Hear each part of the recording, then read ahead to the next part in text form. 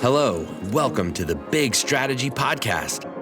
I'm your host and fellow strategist, Jeff Hyatt. This is your go-to spot for real talk with the masterminds of business strategy.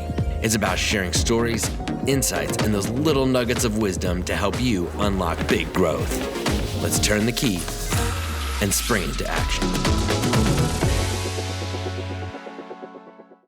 Welcome to the podcast, Davood. Please take a moment and introduce yourself. Hello, everybody. My name is Davood Wadi. I'm a researcher in AI and marketing, so I do research both in fundamentals of AI, technical aspects like gradient descent, but also in marketing, specifically how AI can be applied to marketing practice from consumer behavior perspective to digital marketing as well. Also teach university courses both in AI and marketing and business. And I'm happy to be here. Thank you very much. Thank you. I know in last week's episode, I kind of gave my overview of AI, but let's just drill down and give folks maybe a 5-minute primer on, talk to us about the basics, right? What's the difference between machine learning and AI, which feeds the other? And, without going too deep, just behind the scenes, how do those LLMs work? And you talked about gradient descent and that being one of the ways, one of the methodologies that a model can use to find that optimum. So I'll turn it over to you and maybe give us a bit of a flyover. Okay.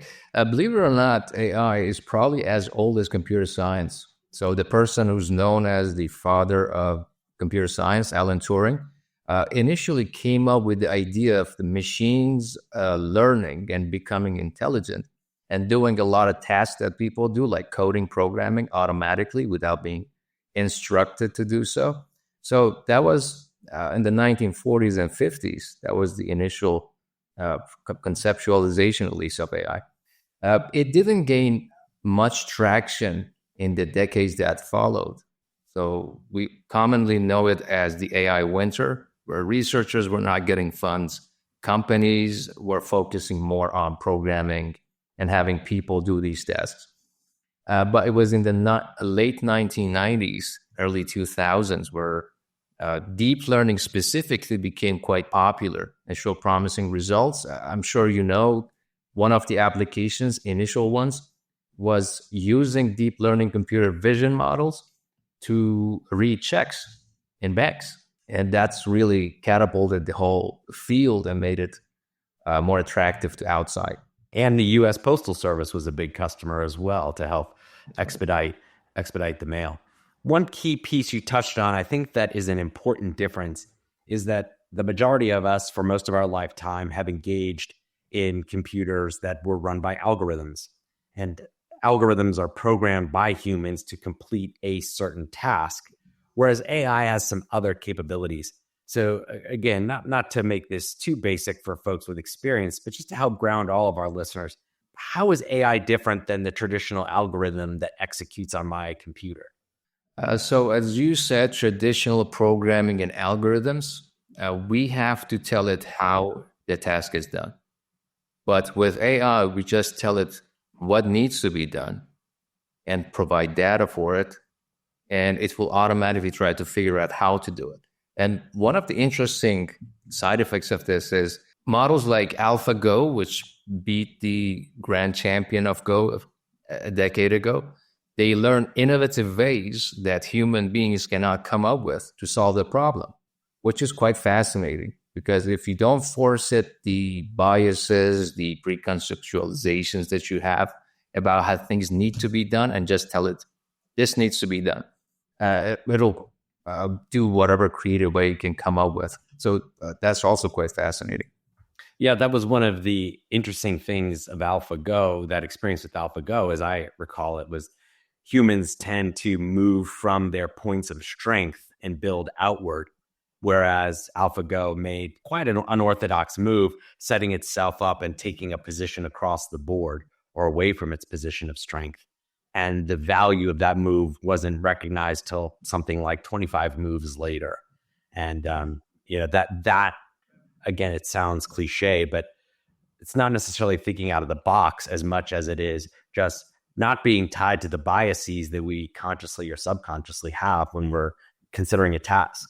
That's right. Yes, that's a good way to put it.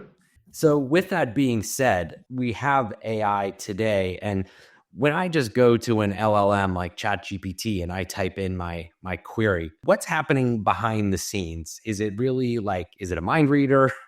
Is it just some sort of super intelligence, or is there something a little bit less nefarious and maybe easily understood going on?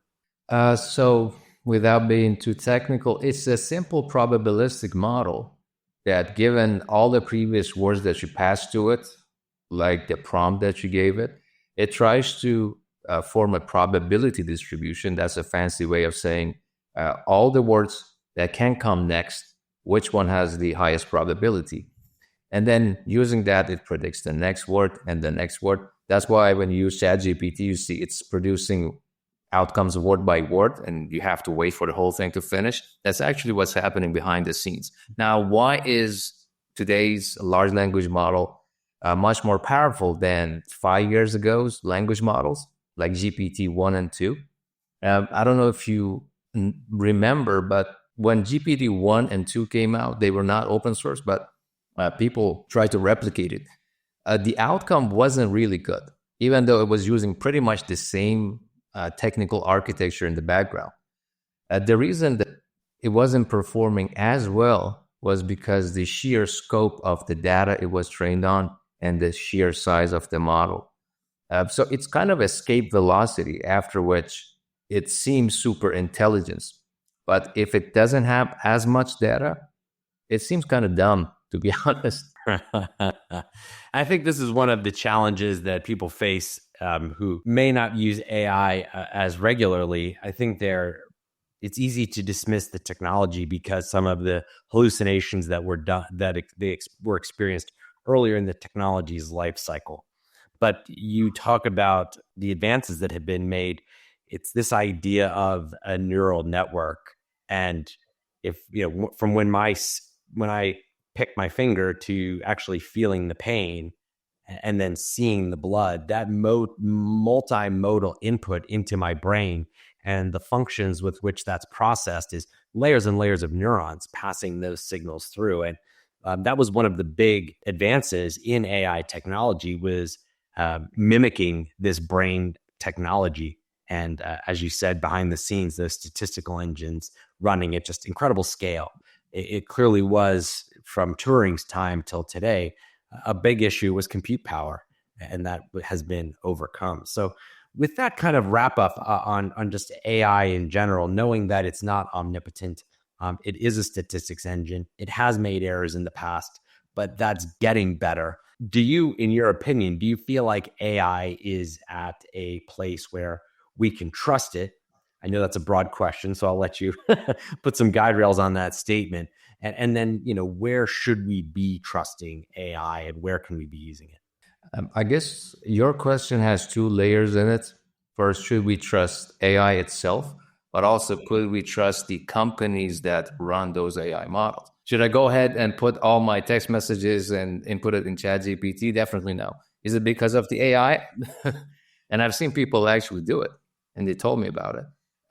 No, but because these companies, they even have in their privacy policy in terms of service, they say they will use your information to train their future machine learning models. So if you don't want your information to pop up 2 years later in somebody's response in ChatGPT, please do not put it there.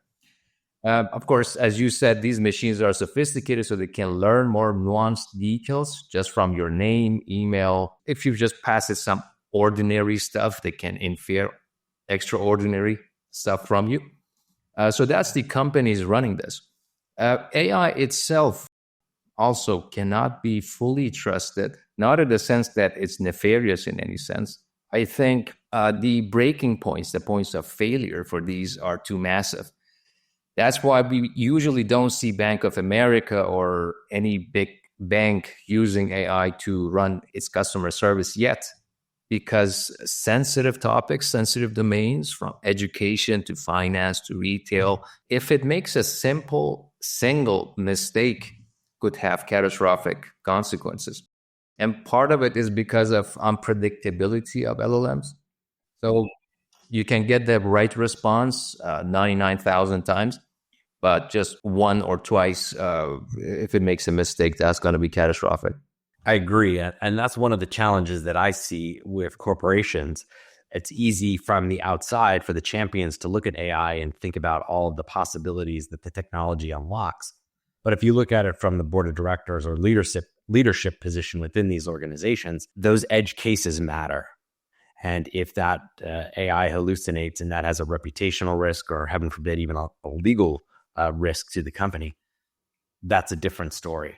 So if we can zoom in a little bit closer, if we can't trust these LLMs in and of themselves with our data, or the companies running these LLMs with our data, marketing seems to be like one of those domains where data is fairly proprietary and has a lot of value to the specific owner of that data. So set us up a little bit of context here around marketing and then how AI fits into that. So you're right. If you're working with a closed source model like any of the GPT models, you don't have full control or even ownership of the data or the model. Fortunately, with sensitive domains like marketing or even healthcare, what we can do is, thanks to Meta, we have open source models like Llama 2, Llama 3, and it keeps getting updated, keeps getting better and better. And these open source models you can actually download on your computer, host them locally, and take ownership of everything, your data, the model itself. So this is a really fortunate development that happened in the last couple of years. Also in marketing, I see people using AI, but yeah, I think it's an easier field to adapt to AI in marketing practice. Yeah, tell us more. Why do you think that? Because those edge cases wouldn't be as consequential as in the, let's say, finance or healthcare legal system. And I guess you see like an Amazon, they're using LLM-based chatbots for some of its customer service. They still have put guardrails on. So I guess that's going to be the front runner, one of the fields that adopted more thoroughly compared to healthcare, which has traditionally been more sluggish, more conservative in adopting technology. So it's really fascinating. And I love your nuance there that in reality, marketing, the edge cases have lower risk than if you would healthcare. And I totally agree with that. I think that's a great point. You talked about open versus closed models. And, I have a Llama and I run it on my laptop. Just the easiest description is now I have an LLM when I'm on an airplane and I don't have to worry about internet access. But more specifically, can you tell us why does that work? If I put my data into a Llama, how does that not go back to Meta? And how do I control that vis-a-vis what an open source model like ChatGPT might do? So we have two things. One is the model open source or is it open access? So with open source, you can completely download the model. It's like you're running a piece of software, but it doesn't need internet connection. So all the calculations and computations happen locally on your laptop. You, as you said, you can even take the internet out, turn off your Wi-Fi, and still would function. OpenAI's models, on the other hand, are closed source but open access. So you can use it. Of course, you can pay for it and use it, but you cannot own the model. You cannot download the model. You always have to communicate with the servers of OpenAI. So that's the main difference. I guess the only downside that your laptop has is probably a bit slow. I would reckon is hosting it. Yeah, I don't think my Dell laptop was really optimized for AI. But again, for the use cases that I'm using it for, I can take a slower response, especially if it means that it's private. Yep, that's exactly right. I guess it takes us. Yeah, I mean, it takes us to another perspective as well. These open source models like Llama have been criticized because they are smaller, maybe not as intelligent. They say, well, we have to use GPT models from OpenAI because they're more intelligent, they're bigger. Or as you said, they're faster. But in marketing especially, there's a ton of use cases where you don't need to throw a rocket launcher at a simple problem. You can just go with a simpler model. like sentiment analysis, simple summarization, getting attributes of your products. You don't really need the biggest and the best model in terms of cost and also privacy. Those smaller models might perform just as well. It's interesting that you say that. Is that I think we, like you said, we're trained to have the biggest and best as consumers. We're trained to value the biggest and best. But if I'm just checking emails or the grammar in an email, or I'm outlining a paper, or again just synthesizing some thoughts into a blog, an open source LLM on my laptop is completely sufficient for that. And if I don't like what I'm getting, I can always go back to ChatGPT, the closed source models. But I'm giving up some of that privacy. One of the very fascinating use cases, and I'm really eager to try this year after I finish my taxes, is to take my breakdown of expenses over the last 5 years and to put them into that closed source model to see what sort of analysis it can run, and maybe it can save me money. I mean, is that a realistic use case on your side? And are there other use cases, maybe from a marketing perspective, whether I'm just posting on LinkedIn or I'm a small business? How does, what are some thoughts or use cases like that I can really benefit from? I mean, that's a really good question, and that's a really good use case as well for budgeting. Well, the thing that I'm really excited about is the one that you're already kind of trying out, which is on your laptop, you can host your own model. The main thing we're lacking in that sense is we don't have a good user interface for most of the applications. Probably you've noticed when you type in your Gmail, it tries to predict the next word. It's usually not as intuitive. It doesn't do as good of a job. So if you want to write an essay, predicting the next word is not as good. So one of the things that should benefit from LLMs would be text completion. That's definitely going to make lives easier. And I always thought about, well, if the LLM is so good, but it's not, of course, accessible because you have to open the app and talk to it. If it were something like Siri, where you can activate it much faster, people would adopt it more. So that's another thing maybe Apple and Google be doing in the future. And I would like to hear your thoughts on it as well. Like, what would happen if you could click a button and talk to an LLM instead of the simple Siri we have? I actually do it quite a bit when I'm in the car. And if I'm listening to a podcast, for example, and they're talking about a subject that I want to learn more about, I can have that conversation. And what I really like is that I can ask the stupid question, my words, but stupid question. Hey, explain the difference to these two things for me. And then go back and it teaches me actually better prompting skills. I go back to what you taught us and the idea of I've dubbed it ROCO, like give it a role. What do you want it to optimize for? What are the constraints? What's the output? And so if I am, a professional, I'm a business professional in this context. I don't understand the difference between artificial intelligence and LLM. I want to be able to explain it to my colleagues when they say they've summarized the PDF using ChatGPT. I need your response in less than 250 words, and it has to be understood by a college student, and the output should include some narrative and bullet points, right? And then it spits that out for me and it reads it back to you. And then I can have that dialogue and just even in that multimodal instance say, okay, what questions would you throw back at me to challenge me to make sure that I really understood the topic, right? And so you can kind of role play from multiple dimensions in this one dialogue. And that's what I found to be hugely beneficial. I'm actually kind of surprised that marketers aren't using AI in this way, or maybe they are, and it's just not widely publicized. But this concept of like, okay, now you're a detractor from our brand. What is your criticism of what I just uploaded or the campaign I just explained? And to really engage it as a thought partner.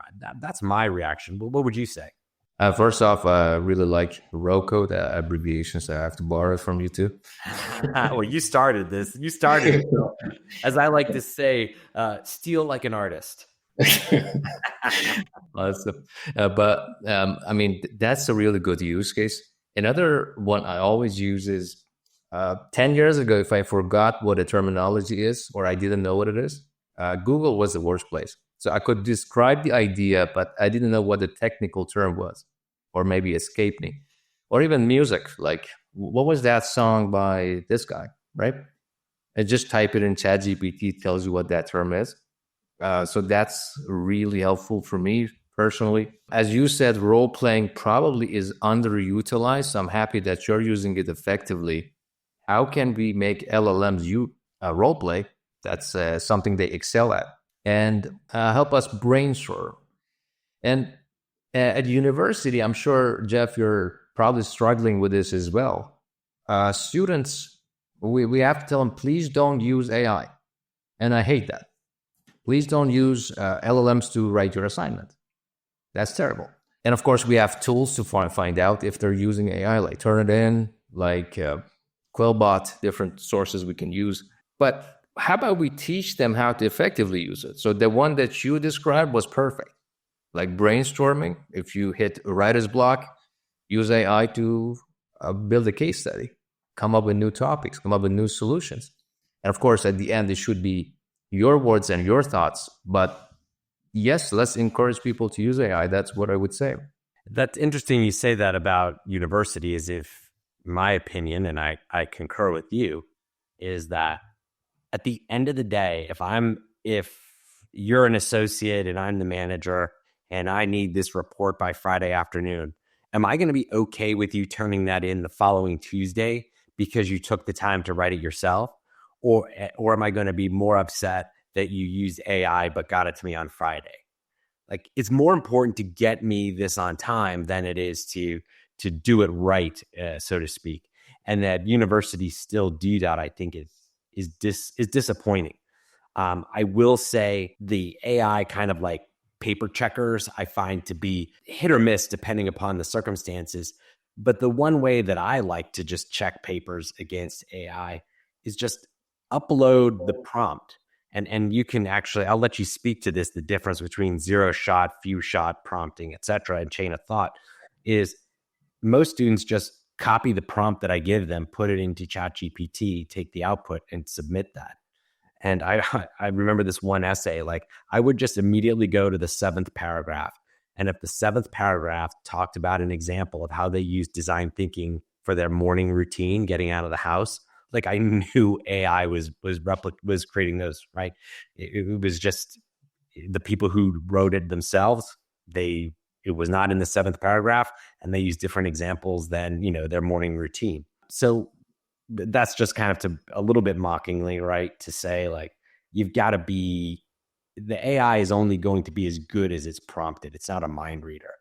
And so when we talk about that, like, can you just give us that quick flyover? What's a zero shot prompt? What's a few shot prompt?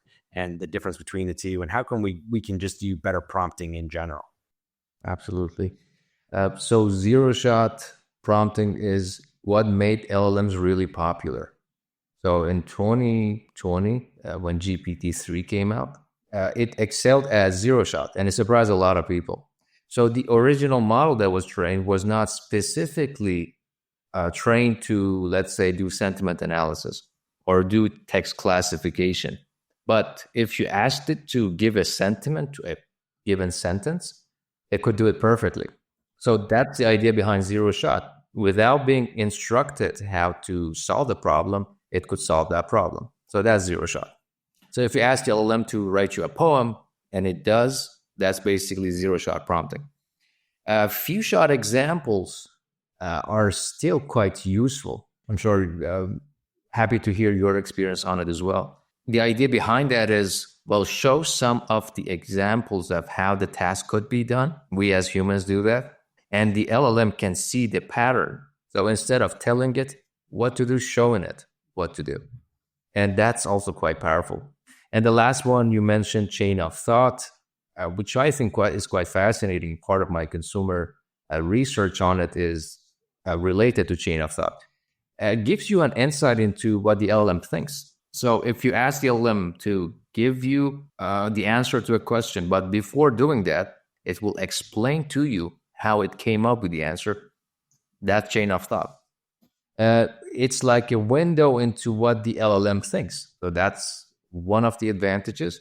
And also, by first explaining to you why it came up with that answer, then it can use that explanation that it gives as context to give the correct answer. So it reduces the chances of errors and improves its accuracy. So as I said, I like to make a style guide and give it some context about how I write, but then also give it examples of what I write so that it can mirror that language, mirror the tone, and deliver that effectively. And then hopefully the style guide shows it a little bit of my chain of thought and how I walk through things. But even just something as simple as saying, what about what what's missing in what I shared? What more do you need to successfully complete the task I've assigned? I've noticed as the models have evolved, that's actually created, it's gotten better at asking me more detailed questions about what it needs from me to be successful.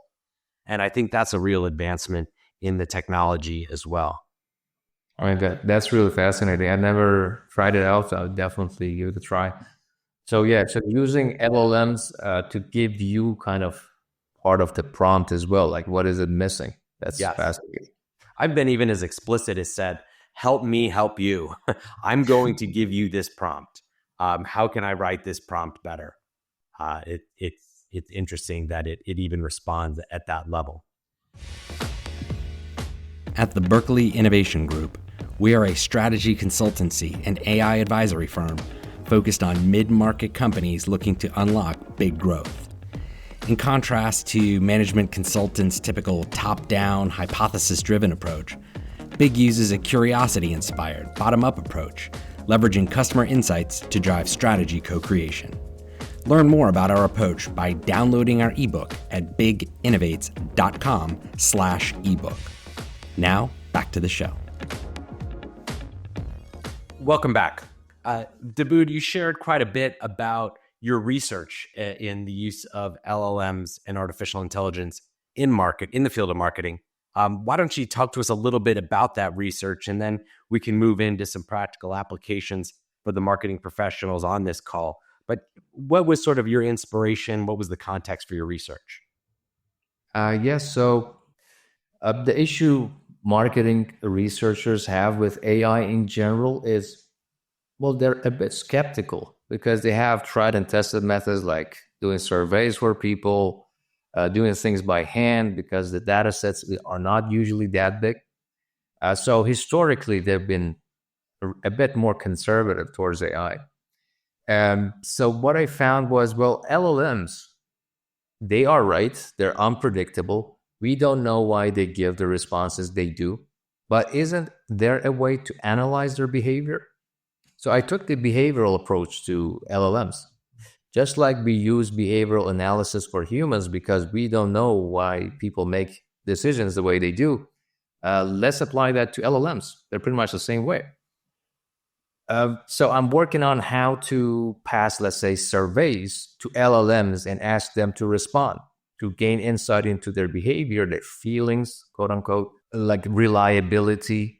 So they can answer the same survey like 9 times and we would have like a standard deviation and mean on their response. We can do statistical analysis. So that's really what motivated me on analyzing LLMs. Hopefully break some of these barriers. And as you mentioned, chain of thought, I've been using that to figure out why the LLM is doing what it's doing. That's going to help in qualitative research and marketing. So is it, in a way, could we say that your research is a little bit at the forefront of creating synthetic data? Well, can we call it synthetic? Well, in some part, yes. In some aspect, if I'm having a human chatbot, right? I can analyze its behavior. So I can say, well, please fill out the survey for me for HR analysis.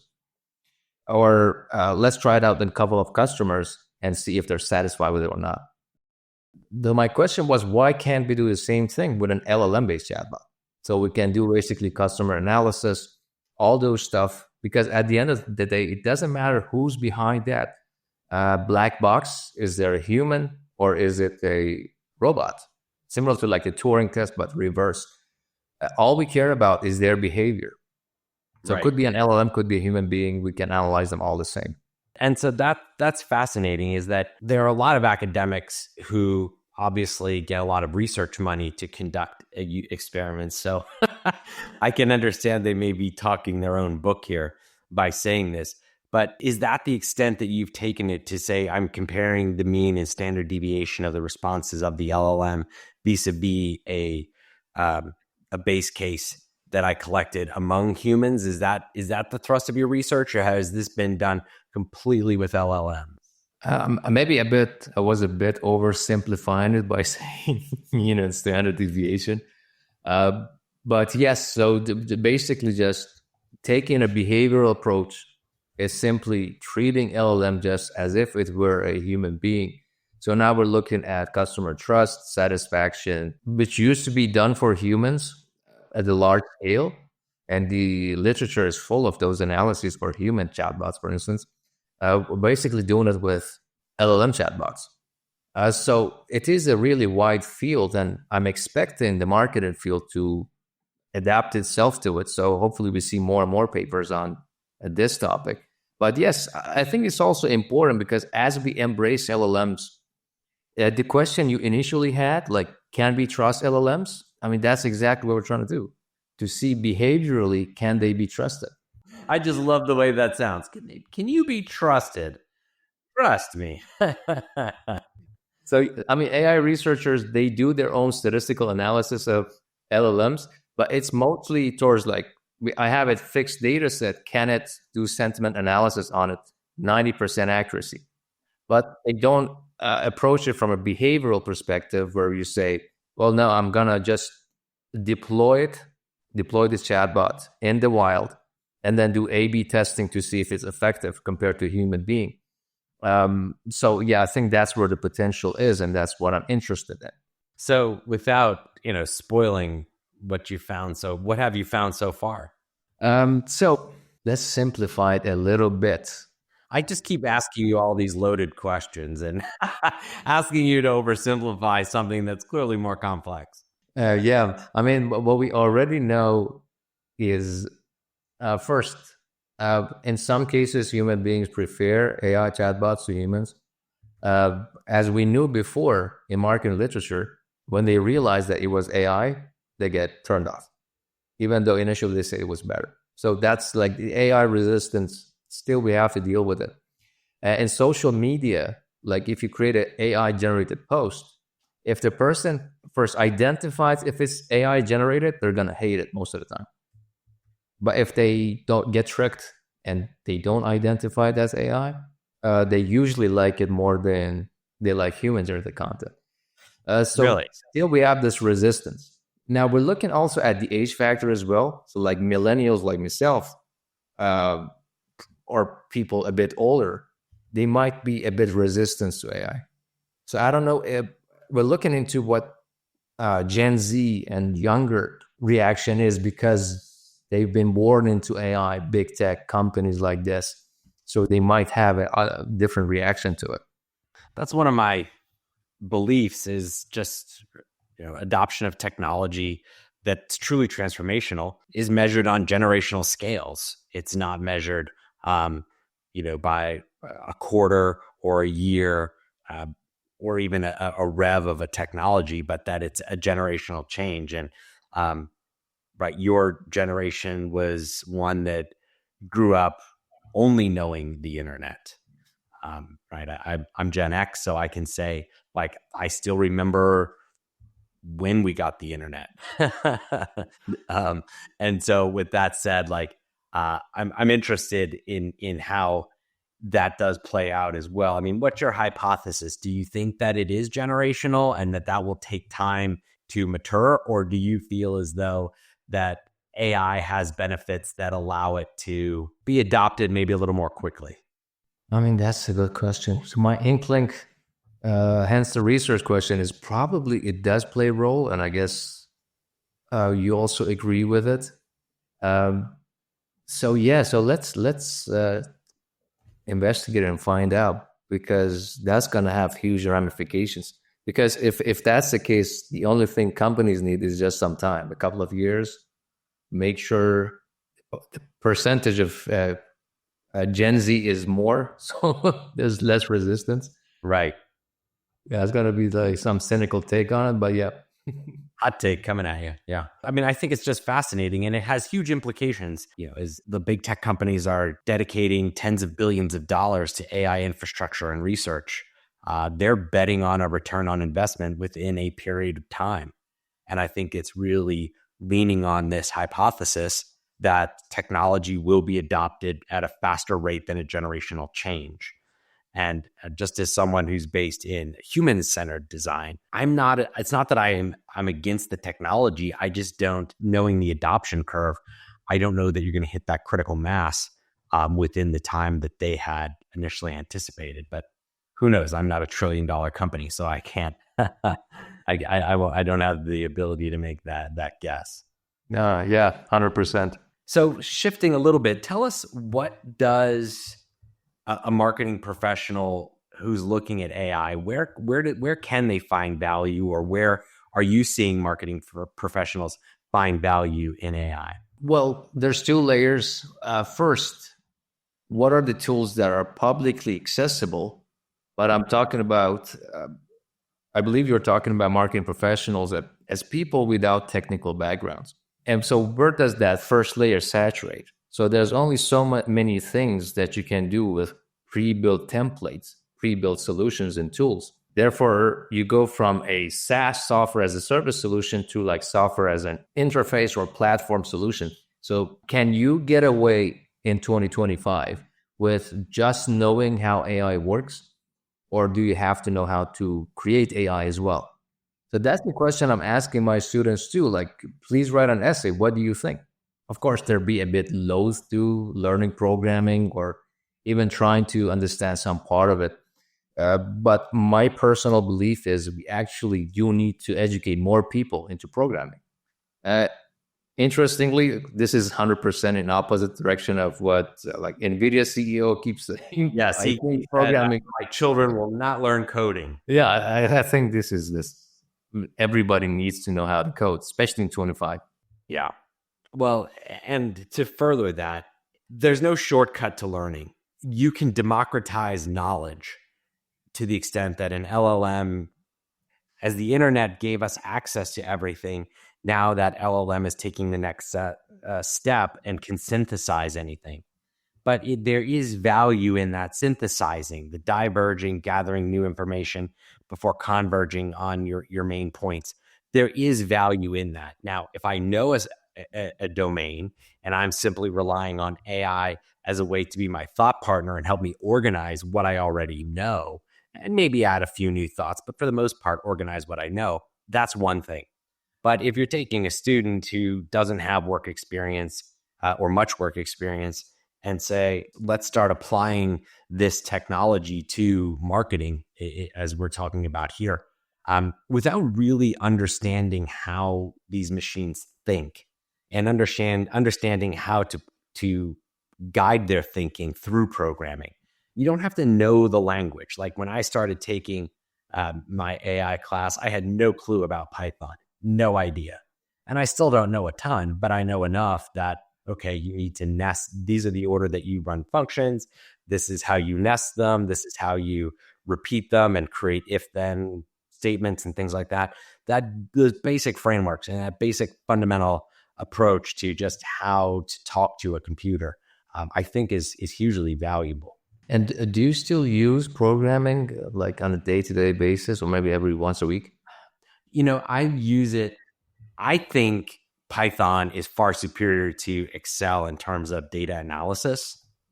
I think Excel is handier because you lose a little bit of the analytical capabilities, but you gain in terms of presentability and shareability. But if I really needed to be statistically accurate in what I do, I would definitely rely on Python for that. That's my experience. What about you? I mean, 100%. So myself. Maybe I learned it a bit earlier, but first thing I found out was I was way smarter when I knew a programming language. Just as a human being, not just as academic or student, I could. I felt like I had two more hands because if I wanted to do something routine, like rename 10 files on your computer, right? They usually have a format and you want to rename them, like change depending on. That made it like much faster.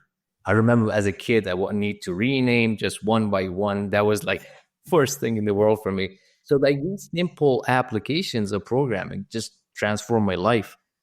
And I guess with you or anybody who would maybe just trying to learn a new programming language, there's a point where you know enough, but you still have that level of apprehension about programming. I have to open the program and run it. It's gonna have a bug. But if you get past it, it's just gonna become like a second language that you know and you can use it every day. So that's my experience. I love that your description that it's a second set of hands. Yeah. And what I find, bringing this back to a marketing lens, is if I have my marketing associate use Jasper, for example, because that's a wrapper on an LLM specifically designed for marketing, and I get a subpar response, I almost find myself being double frustrated because like the LLM didn't do it. The person didn't properly vet that. And so as a result, like I don't think bad data should get through two layers. And so on one hand, then my reaction is to say, okay, well, let's get rid of the digital layer and let's focus on training the human layer. Because I know that if I tell you, don't use these words or to speak in this voice, like I know that you're remembering it in your head because I, as a person, have remembered things in my head and applied them later. And I just don't have as much confidence that if I, quote unquote, teach the LLM something that it's going to retain it. And I know that's a function of the context window. And as context windows get bigger, we can give it more. But adopting AI is not a free investment. There is that you are going to have to the J of change, as we call it. You're going to have to make an investment. And there are going to be some subpar results, perhaps initially, as it learns your style. And then but the scale on the other side of that is massive. That's a good way to put it. And also on the marketing part, going back to, do we need to learn how to code? Yes. Well, that's been my experience consistently if I want to apply AI to marketing and business. The first obstacle I get is, unless my problem is specifically fits that template, like retrieval augmented generation, let's connect an LLM to our database. Unless my application is 100% fitting that template, I need to build everything from scratch. Or I might need to learn how to code to modify the system. So even though AWS, Azure have these built-in solutions, without programming, there's only so far you can go.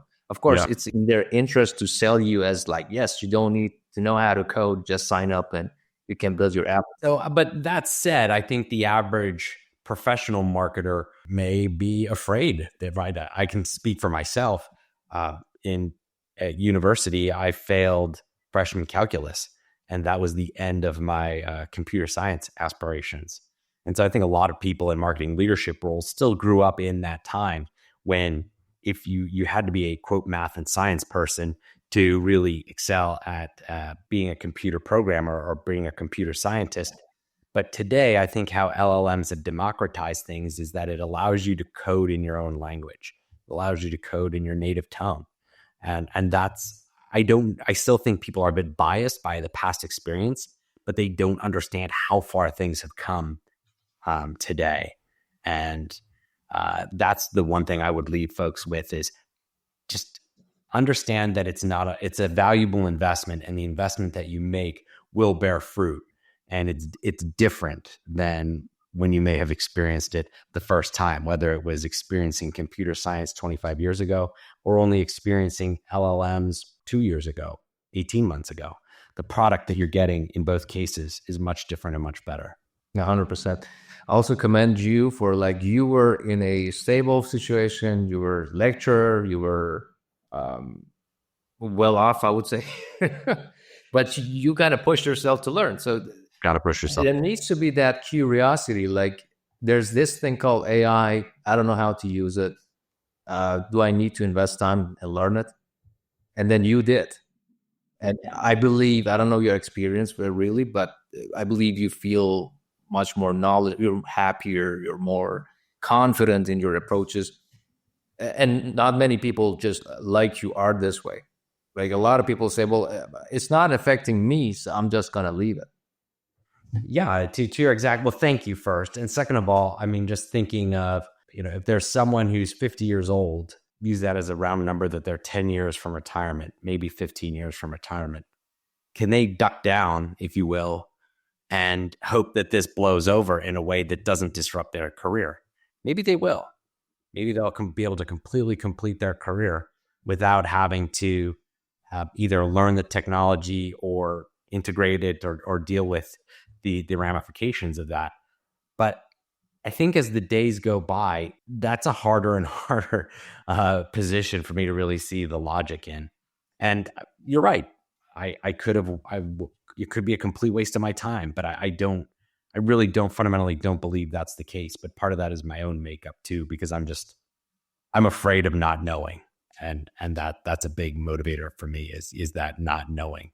And if I had to go look for a real job at this point, I know I have a pretty good skill set, one that's much different than I would have had 18 months ago. I mean, maybe that works for you, but I would rather not approach it from a perspective of fear. I would say it's the one thing to learn. Let's just learn it. Another thing, I guess universities did a criminal job whenever they taught us programming. In my case, in 2010. So we had Python at the time. We had a lot of cool, simple programming languages. Mm-hmm. The first language they taught an 18-year-old was Pascal, in my case. Oh, gosh. Which is frightening. That would give you nightmares. That would 100% haunt you. But right now, as you said, you can use LLMs to learn programming. You can use a lot of free sources to learn. So that's a good time to learn it. So I think with that, since this is what you do, and you and I, just before we started recording, talked about, we're both at our respective universities teaching classes about AI, the intersection of AI and business. Where are there specific resources that you would point the current professional to who wanted to upskill? It depends on the personality. So like if they fear staying behind or they're motivated in learning a new thing, YouTube is a good place to start. It doesn't usually have in-depth courses that you could take, but I think, YouTube is a good one. With AI, again, you want to take a course. The first biggest impediment you have is you either have to take a high-level executive course, like Coursera has, or different universities do, but it just brushes the surface. It doesn't go into any useful techniques. So unless you're a director of a company, CEO of a company, you wouldn't find that extremely useful. So I would go first, learn a programming language in context of AI. The best way, ask ChatGPT how to set up a local LLM, which Jeff just mentioned. That's a journey that's going to teach you a lot about programming, AI, how to set these up, and then take it from there and do take it as needed approach. So you don't need to learn everything there is about Python. I don't. I just learn whatever I need to use. And also pick a project that interests you. Like I'm working, let's say, in marketing. So let's create a system that will summarize reports or do sentiment analysis. Work on that project. And that simple project can help you learn maybe 30 to 40% of what you need to know about AI. So that's just the tips I would give. I concur. I learned Microsoft. I love baseball. So that was a thing. And baseball's full of stats. And I learned Microsoft Excel by playing with baseball stats. And so as I wanted to understand LLMs more deeply, I was like, well, let's fiddle with baseball stats using Python and try and develop models that have some predictive quantity. And the best thing about baseball is for 6 months of the year, you're getting new data every day, which makes it really fascinating. And then you have 6 months to kind of tweak what you've already done and see if it lands the next season. But again, to your point, find out what's interesting to you and leverage that. So if you're a marketer, one thing that I did was I compiled statistics from my LinkedIn posts, get a representative sample, 20, 30 posts that you've made over however many years, right? And there's a lot of qualitative of data. Some labels I created, like, is it a blog post? Is it a video? Is it a repost, right? And to get some further insight. And then just like you said, go to ChatGPT or Claude, Gemini, whatever you use, and say, hey, like what trends do you see here? And then say, okay, teach me how to program a Python notebook in Colab, right? That just will help me understand how to manipulate this data and draw inferences on my own. And it's Ethan Mollick, who's a professor at UPenn, had, I think, a really good yardstick. He said, just by now you should have spent 10 hours playing with LLMs, whether it's writing papers, writing blogs, researching a vacation, looking at marketing statistics, whatever it is. Have you spent 10 hours? And I think that's a good just metric on that aligns with what you shared, is find something that's worth 10 hours of your time that you'd feel richer after playing with for 10 hours. And I think you'll be pretty impressed with what you come out with. Yeah. Another example that I did when Gen AI came out was, well, I love reading books, but what I enjoyed more was listening to audiobooks.